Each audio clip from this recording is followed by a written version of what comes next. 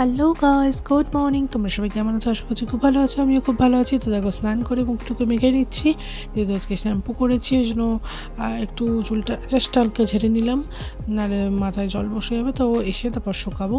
তো চলে যাচ্ছি আজকে বুদ্ধ পূর্ণিমা, ঝুমাদির ঘরে আজকে পুজো। তো দেখো, এই যে ঝুমাদি জোগাড় জানতি সব করছে, আর সাথে আমি টুকটাক আর কি হেল্প করে দিচ্ছি। সবটাই ও করে রেখেছিল। তো এবারে এই যে চুলটা শুকিয়ে নিচ্ছি, নাহলে কিন্তু জলটা বসে যাবে। তো চুলটা শুকিয়ে নিচ্ছি, তারপরে চলে যাবো আমার ঘরের পুজো দিতে। ঘরে পুজো দিয়ে আজকে যেহেতু বৃহস্পতিবার, তো সেই জন্য ঘরটাকে আমি এঁকে নিচ্ছি। ঘরটে সিঁদুর ফোঁটা দিয়ে, আমরা যারা হিন্দুরা তারা সবটাই জানি। আমরা যে বৃহস্পতিবারে আমরা ঘট পাল্টাই, ঘটের মধ্যে আর কি স্বস্তিক চিহ্ন আঁকি।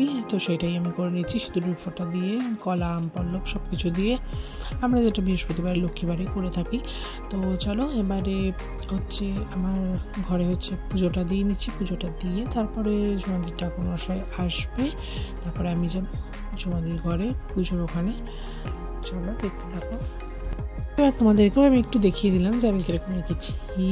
মাঝে মাঝে একটু টেরাবেঁকা হয়, আবার ঠিকঠাক হয়ে যায়। তো চলো, তো আমি যেটা জানি যে ঘর কখনোই খালি বসাতে নেই। তো সেই জন্য আমি কিন্তু এখানে ফুল দিয়ে একটুখানি কুচিয়ে আর কি, ফুলটাকে কুচিয়ে একটুখানি ছড়িয়ে নিলাম। ছড়িয়ে তার উপরে কিন্তু ঘরটা আমি বসাবো। আমি জানি যে ঘট খালি বসাতে নেই এটা, তো সেই জন্য ফুলের উপরে বসিয়ে দিলাম। তো চলো, এবারে দেখিয়ে দিচ্ছি তোমাদের কেমন হয়েছে। ফুল দিয়ে সাজিয়ে দিয়েছি। দেখো, এবার চলে যাচ্ছে ঝুমাদি ডাকলো, ঠাকুরমশাই চলে এসেছে। তো দেখো, পুজো শুরু হয়ে গেছে।